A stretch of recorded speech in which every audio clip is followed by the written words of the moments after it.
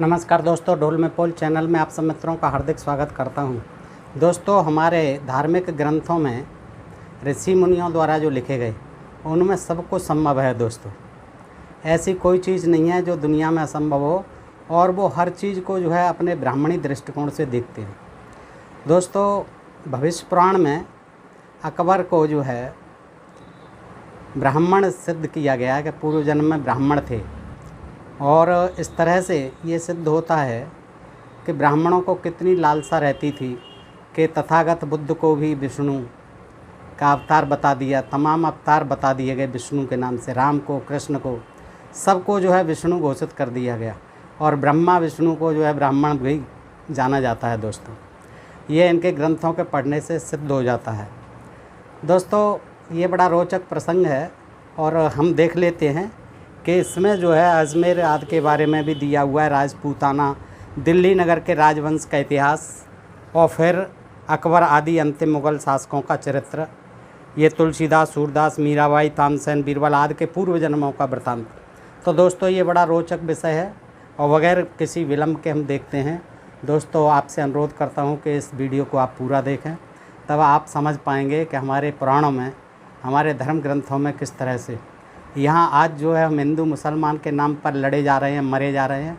लेकिन अगर हम धर्म ग्रंथों की बात मान लें तो ये सारे मुसलमान जितने भी बादशाह थे वो पूर्व जन्म में ब्राह्मण थे।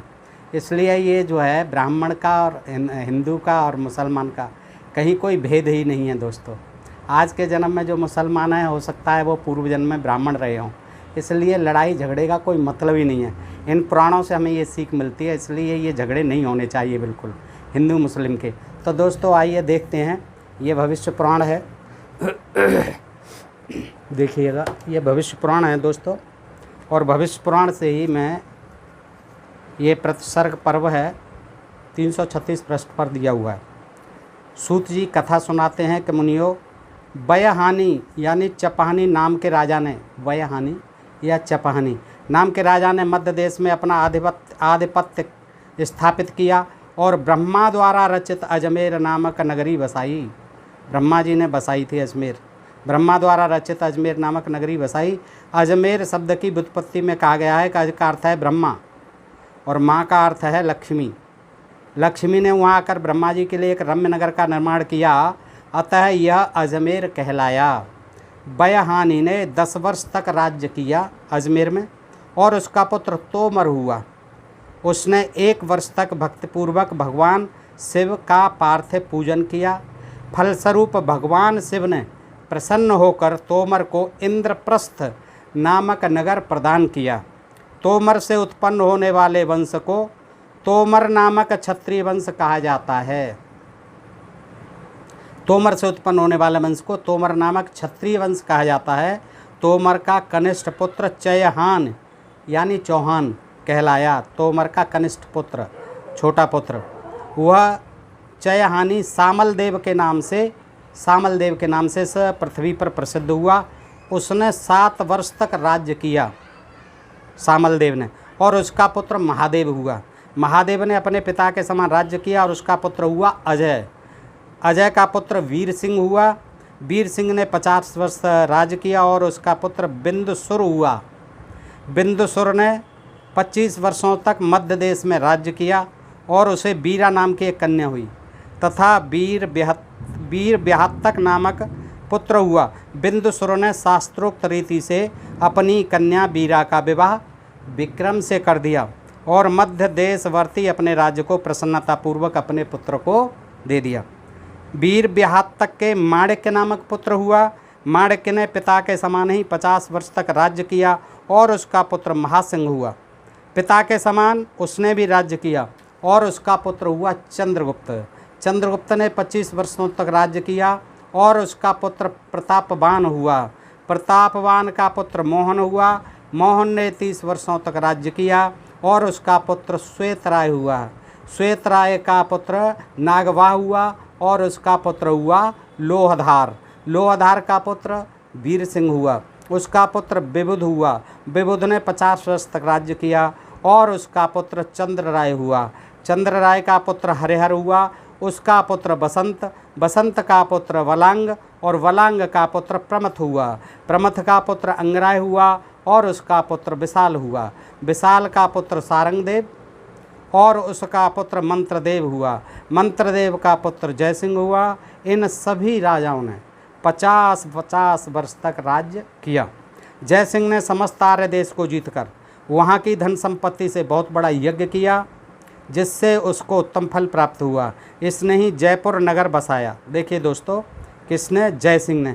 सही लिखा है, जयसिंह ने समस्त आर्य देश को जीतकर वहाँ की धन संपत्ति से बहुत बड़ा यज्ञ किया, जिससे उसको उत्तम फल प्राप्त हुआ। उसने ही जयपुर नगर बसाया, जो आज भारत का अत्यंत रमणीय नगर माना जाता है। जो आज भारत का अत्यंत रमणीय नगर माना जाता है, लेखक कह रहा है। इसका मतलब ये जयपुर जब बस गया है, उसके बाद ही इस लेखक ने ये लिखा है। दोस्तों, ये चीज़ें समझने की, देखने की, पकड़ने की होती हैं कि ये लिखते हैं इसमें, इसने ही जयपुर नगर बसाया, जो आज भारत का अत्यंत रमणीय नगर माना जाता है।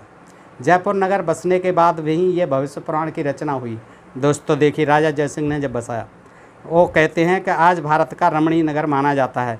जयसिंह को आनंददेव नामक पुत्र उत्पन्न हुआ। बुद्धिमान जयसिंह ने 50 वर्ष तक राज्य किया।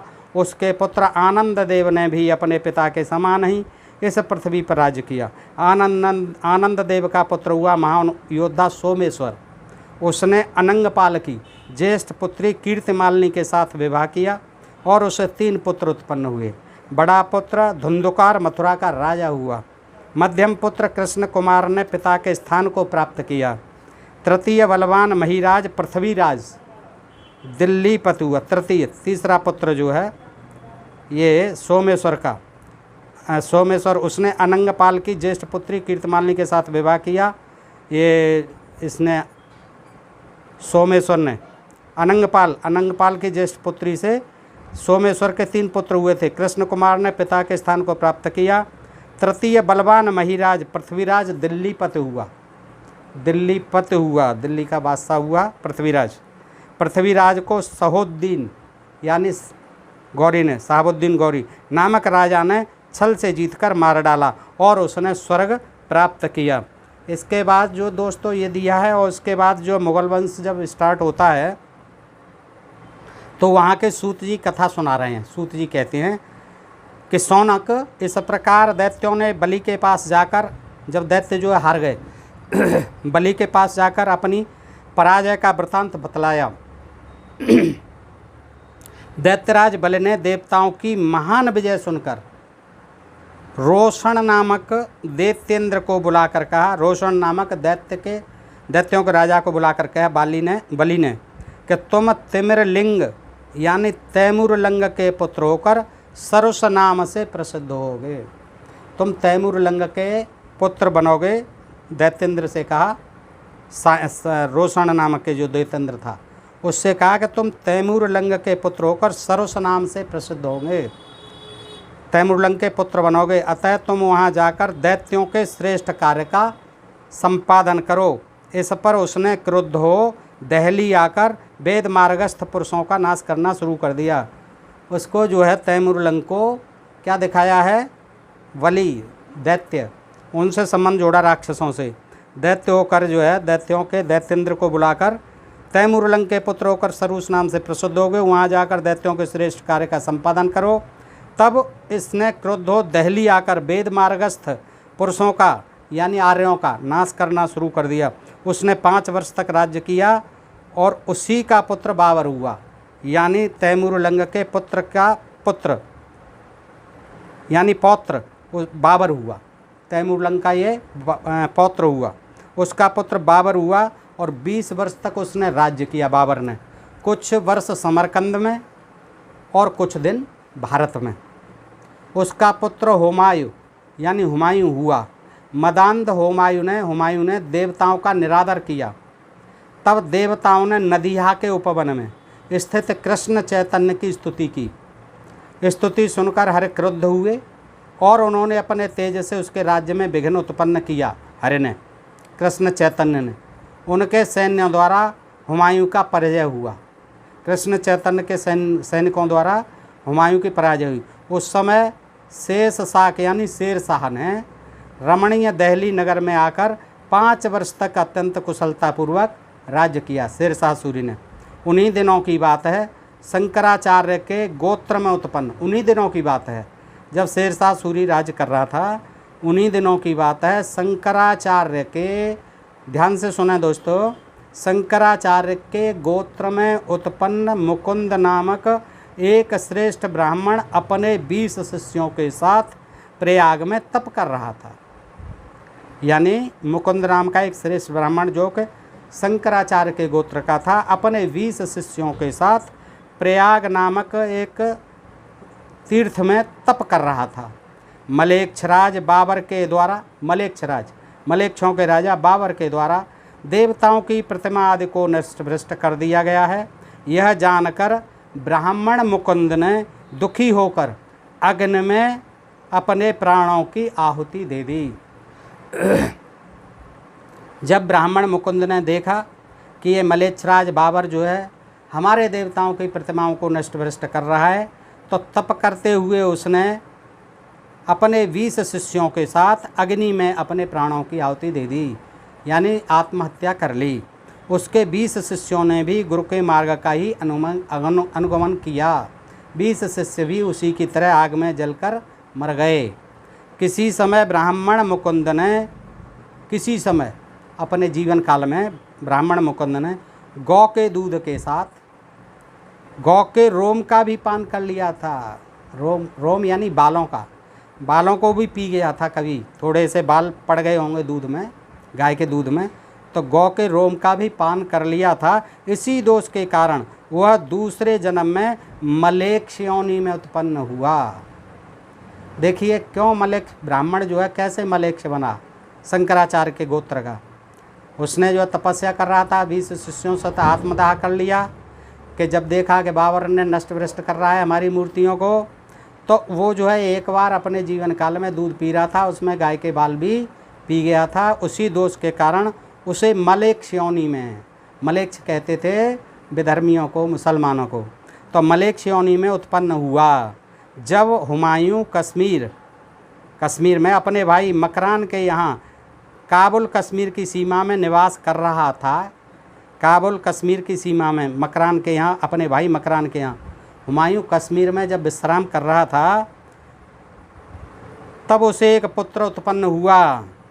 उस समय जो है हुमायूं के एक पुत्र उत्पन्न होता है और उसी समय आकाशवाणी होती है कि तुम्हारा पुत्र बड़ा प्रतापी और भाग्यशाली होगा। देखिए उसके हुमायूं के लिए भी आकाशवाणी हुई कि क्या, कि तुम्हारा पुत्र बड़ा प्रतापी और भाग्यशाली होगा। यह अकस्मात पैदा हुआ है। अकस्मात माने अक, और प्राप्त वर माने वरदान, यानी अकस्मात वरदान से प्राप्त हुआ है अकबर। अकस्मात अक प्राप्त वरदान से उत्पन्न हुआ है, अतः इसका नाम अकबर होगा। आकाशवाणी ने उसका नामकरण भी कर दिया और नाम का अर्थ भी बता दिया। अकस्मात वर माने वरदान, यानी ये अकस्मात वरदान से पैदा हुआ है, इसलिए इसका नाम अकबर होगा उस ब्राह्मण का, मुकुंद का। और यह मलेच्छ या पिशाचों के मार्ग का अनुसरण नहीं करेगा, क्योंकि यह पूर्वजन्म का ब्राह्मण था, इसलिए ये मलेच्छ या पिशाचों के मार्ग का, उनकी नीतियों और सिद्धांतों का पालन नहीं करेगा। ये कुछ अलग ही होगा, ये ब्राह्मणवादी होगा, ब्राह्मणवादी सिद्धांतों का प्रतिपादन करेगा। यह श्रीधर, श्रीपत, शंभ, ये मित्र हैं 20 जो उसके साथ तपस्या करते हुए फिर आग्नदाह कर लिया था। श्रीधर, श्रीपत, शंभु, वरेण्य, मधुवर्ती, विमल, देववान, सोम, वर्धन, वर्तक, रुचि, मानदाता, मानकारी, केशव, माधव, मधु, देवाप, सोमपा, सूर तथा मदन, ये 20 जिसके शिष्य हैं। वही पूर्व जन्म का मुकुंद ब्राह्मण भाग्यवश तुम्हारे घर में इस रूप में आया है। पूरे शिष्यों के नाम भी बता दिए हुमायूं को, और बता दिया कि ये ही 20 अपने मित्रों के साथ तुम्हारे घर में ये जन्म लिया है अकबर ने। ऐसी आकाशवाणी सुनकर प्रसन्न चित्त हुमायूं ने भूख से पीड़ित व्यक्तियों को दान दिया और प्रेम पूर्वक पुत्र का पालन किया। पुत्र की 10 वर्ष की अवस्था होने पर वह दिल्ली में आया और शेष शाक को पराजित। जब 10 साल का हो गया अकबर, दिल्ली पर चढ़ाई कर दी और शेर शाह सूरी को पराजित कर वहाँ का राजा हो गया। उसने 1 वर्ष राज्य किया और बाद में उसका पुत्र अकबर राजा हुआ। इस तरह से दिल्ली का राजा अकबर हुआ। अकबर मुकुंद ब्राह्मण के, अकबर ब्रैकेट में मुकुंद ब्राह्मण के राज्य प्राप्ति के बाद उसके पूर्व जन्म के 7 प्रिय शिष्य केशव, माधव, मधु, देवाप, सोमपा, सूर तथा मदन इस जन्म में भी पुनः उत्पन्न होकर अकबर के दरबार में आए। जो दरबारी कवि हैं, दरबारी नौरत्न कहलाते थे अकबर के, वो भी उन 20 में से ये 9 तो यहाँ उत्पन्न हुए। पहले देखिएगा क्या क्या थे। मुकुंद ब्राह्मण के शिष्य केशव अकबर के समय में गानसेन यानी तानसेन नाम से उत्पन्न हुए। जो उनके शिष्य थे केशव नाम के, वो तानसेन बने। और पूर्व जन्म के माधव अकबर के समय में बैजू बाबरा नाम से प्रसिद्ध हुए। माधव जी बैजू बाबरा बन गए। पूर्व जन्म के मधु अकबर के समय में सभी रागों के ज्ञाता हरिदास गायक स्वामी हरिदास जी हो गए पैदा। कौन से? ये मधु थे, पूर्व जन्म के मधु ब्राह्मण। वे माधवाचार्य मतानुयायी प्रसिद्ध वैष्णव थे। पूर्व जन्म के देवापी अकबर के समय में बीरबल नाम से प्रसिद्ध हुए। दोस्तों बीरबल को भी जान लो। बीरबल वैसे भी ब्राह्मण थे और पहले भी वो देवापी नाम के ब्राह्मण थे। ये साथ ही पैदा हुए हैं नवरत्न 20 जो शिष्य थे किसके? मुकुंद ब्राह्मण के। वे पश्चिमी ब्राह्मण थे बीरबल, और उन्हें वाणी के अधिष्ठात्री देवी सरस्वती का अभिमान था। पूर्व जन्म का गौतम वंश में उत्पन्न सोमपा अकबर के समय में मानसिंह नाम से उत्पन्न हुआ। गौतम वंश का जो सोमपा था वो अकबर के समय में कौन हुआ? राजा मानसिंह, आमेर का राजा मानसिंह उत्पन्न हुआ और वह आर्यभूप शिरोमणि अकबर का सेनापति बना। आर्यभूप शिरोमणि, देखिए आर्यभूप शिरोमणि क्या उपाधि दी है? आर्यभूप शिरोमणि अकबर का सेनापति बना। कौन? मानसिंह, जो पिछले जन्म में गौतम गोत्र का था। पूर्व जन्म का गौतम वंश में उत्पन्न सोमपा नाम था पहले। दोस्तों ये देख लीजिए। पूर्व जन्म का सूर दक्षिण देश में ब्राह्मण कुल में उत्पन्न हुआ। सूर, पहले जन्म का सूर दक्षिण देश में ब्राह्मण कुल में उत्पन्न हुआ। यह पंडित था, इसका नाम हुआ बिल्वमंगल। यह अकबर का मित्र बना। पूर्व जन्म का पूर्वी देश का ब्राह्मण मदन अकबर के समय में चंदल नाम से प्रसिद्ध हुआ। वह नर्तक और रह क्रीड़ा विशारद था। ये 7 राजा अकबर के दरबार में स्थित हुए और पूर्व जन्म के श्रीधर आदि शिष्य दूसरे स्थानों में प्रतिष्ठित हुए। अकबर के समय में अनप के पुत्र श्रीधर ही पुराणों में निपुण तुलसीदास नाम से प्रसिद्ध हुए। देखिए अकबर के समय में ही ये पूर्व जन्म में श्रीधर ब्राह्मण थे। पुत्र श्रीधर, अनप नाम था, अनप पुत्र श्रीधर। ये निपुण पुराणों में निपुण तुलसी शर्मा हुए, तुलसीदास नाम से प्रसिद्ध हुए। वे नारी से शिक्षा प्राप्त कर अपनी घरवाली से राघवानंद के शिष्य श्री रामानंद की परंपरा में काशी में अत्यंत विरक्त वैष्णव कवि हुए। पूर्व जन्म के श्रीपति अकबर के समय में महान अंधभक्त कवि सूरदास के रूप में उत्पन्न हुए। देखिए सूरदास भी अकबर कालीन थे और ये पूर्व जन्म में श्रीपति नामक ब्राह्मण थे। अकबर के समय में महान अंधभक्त कवि सूरदास के रूप में उत्पन्न हुए। दोस्तों पिछले जन्म की भी कहानी बता दी सारी भविष्य पुराण ने। वे माधवाचार्य के मत में स्थित रहने वाले थे। इन्होंने कृष्ण लीला का वर्णन किया। पूर्व जन्म के शंभु अकबर के समय में चंद्रभट्ट के कुल में हरिप्रिय नामक से उत्पन्न हुए। वे विष्णु भक्त थे और रामानंद के मत में स्थित हुए। पूर्व जन्म के वरेण्य अकबर के समय में अग्रभुक अग्रदास नाम के प्रसिद्ध संत थे जो रामानंद के मत में स्थित हुए। ज्ञान ध्यान परायण भाषा छंद की रचना करने वाले पूर्व जन्म के कवि मधुव्रती अकबर के समय में कीलक नाम से विख्यात हुए। श्रीमान कीलक ने रामलीला की रचना की और रामानंद मत के अनुयायी हुए। पूर्व जन्म के बिमल अकबर के समय में दिवाकर नाम से प्रसिद्ध हुए और भगवती सीता के पावन चरित्र का गान किया तथा वे रामानंद के मत में स्थित हुए। पूर्व जन्म के मानकार ने नारी भाव से स्त्री शरीर को प्राप्त किया और मीरा के नाम से विख्यात राजा की पुत्री हुई। माधवाचार्य के मत को मानने वाली यह मीरा अत्यंत प्रसिद्ध हुई। यह भी जो है पहले जन्म में मानकार थी, इस पुरुष थी ये मानकार ने नारी भाव से स्त्री शरीर को प्राप्त किया और ये मीरा कहलाई। उनका प्रबंध भयंकर कल काल के लिए मंगलकर होगा। इसके बाद जो है अकबर ने 50 वर्ष तक निष्कंटक राज्य किया और अंत में मरकर स्वर्ग चला गया। उसका पुत्र सलोमा यानी सलीम जहांगीर था। उसने भी पिता के समान राज्य किया। उसका बेटा खुर्दक खुसरो शाहजहां था। उसने 10 वर्ष तक राज्य किया। उसके 4 बेटे थे। उसका मध्यम बेटा नवरंग यानी औरंगजेब था। उसने पिता और भाई को जीतकर राज्य किया। यह पूर्व जन्म में अंधक नाम का प्रसिद्ध दैत्य था। कौन? औरंगजेब। उसने पिता और भाई को जीतकर राज्य किया था औरंगजेब ने। यह पूर्व जन्म में अंधक भाई का प्रसिद्ध दैत्य था। अंधक नाम का प्रसिद्ध दैत्य था जिसकी कथा आती है, अंधकासुर भगवत पुराण में आती है। इस कर्म भूमि में अंधक के अंश से दैत्यराज की आज्ञा से आया था। अंधक के अंश से दैत्यराज की राजा बल की आज्ञा से आया था। उसने चारों ओर अनेक मूर्तियों को ध्वस्त किया। ऐसा देखकर देवताओं ने आकर कृष्ण चैतन्य से कहा, भगवान दैत्यराज का अंशभूत औरंगजेब राजा उत्पन्न हुआ है। वह देवताओं और वेदों का विनाश कर दैत्य पक्ष की अभिवृद्धि कर रहा है। नदिया के वन में स्थित यज्ञांश ने यह सुनकर उस दुराचारी के वंश क्षय का शाप दिया। 49 वर्षों तक उस दुष्टात्मा ने औरंगजेब ने राज किया। उस समय देव पक्ष की वृद्धि करने वाले सेवाजय छत्रपति शिवाजी नामक एक राजा हुए जो महाराष्ट्र में उत्पन्न हुए और युद्ध विद्या में विशारद थे। उन्होंने उस दुराचारी को मारकर उसके पुत्र को वह स्थान दे दिया। फिर वे दक्षिण देश में चले गए। आलोमा नाम के उस पुत्र ने 5 वर्ष तक राज्य किया और वह भी दिवंगत हो गया। तालन के कुल में बलवान मलेच्छ फलरूस हुआ।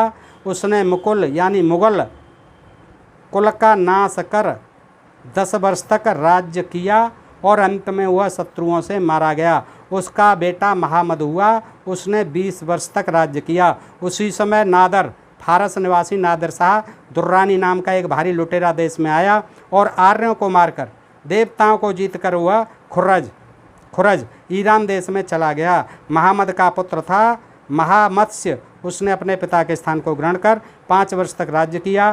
तालन वंश में उत्पन्न दुष्ट महामत्स्य महाराष्ट्रियों द्वारा मारा गया। माधव ने दिल्ली नगर में 10 वर्ष तक राज्य किया। उसने मलेच्छ आलोमा के राज्य को प्राप्त किया।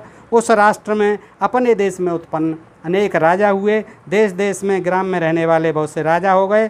प्रायः कोई चक्रवर्ती सम्राट नहीं रहा। सर्वत्र छोटे छोटे मंडलिकों यानी तालुकेदारों के अधिकार में देश विभक्त हो गया।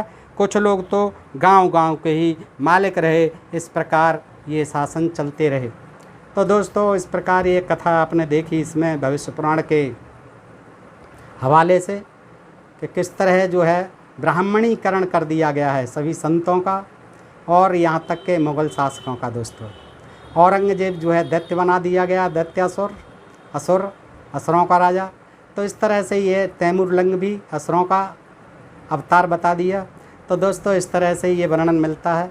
कुछ भी हो, वर्णन रोचक है और देखने और सुनने और समझने लायक है। कुछ तो इससे मनोरंजन होता है, कुछ जानकारी भी मिलती है प्राचीन शासन की। दोस्तों, तो आप जो है इस वीडियो को पूरा देखें और कृपया बताएं कि यह प्रसंग आपको कैसा लगा। दोस्तों, और अपने प्रिय चैनल ढोल में पोल को सब्सक्राइब करते रहें। आज के लिए इतना ही। सुनने के लिए आप सबका हृदय से आभार। नमस्कार। जय हिंद, जय भारत। दोस्तों।